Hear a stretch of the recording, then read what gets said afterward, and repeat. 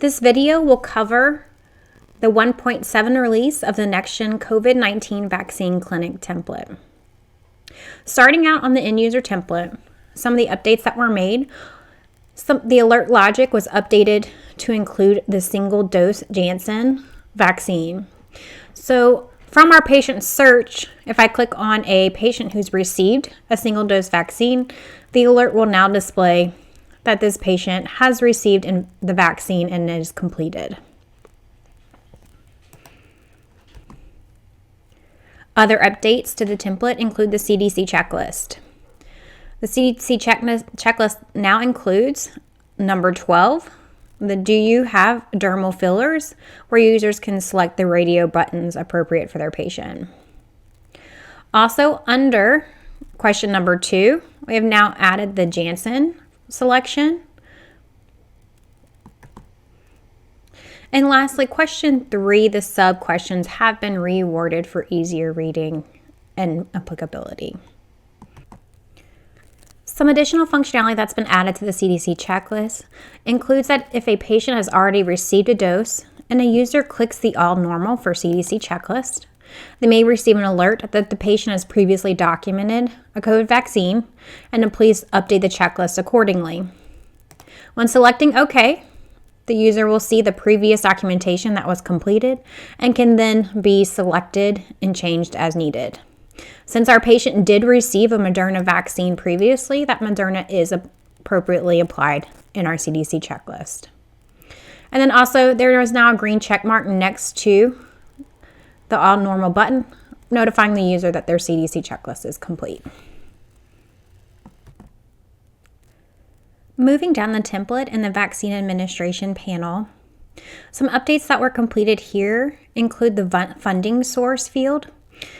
The funding source is now in the configuration template, which we will take a look at in a bit, and is applicable when set up via config.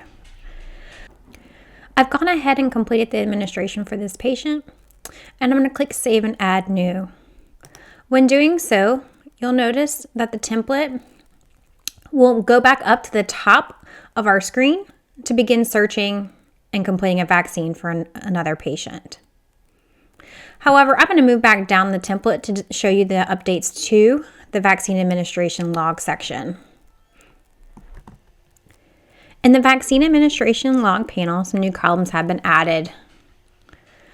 We've added the dose indicator to easily distinguish which dose the patient received. The next appointment column has been added, so if a patient has scheduled their next appointment, the date would show in this column and then time will show here. Also, the tracking comments indicator has been added as well. So this patient does not have any tracking comments added to their current vaccine administration.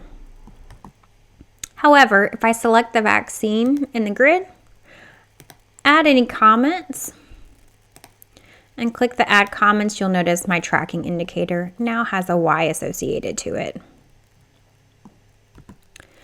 Now we'll review the updates that have been made to the configuration template.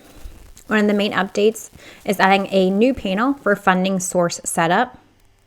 Here you're able to free text a funding vaccine description.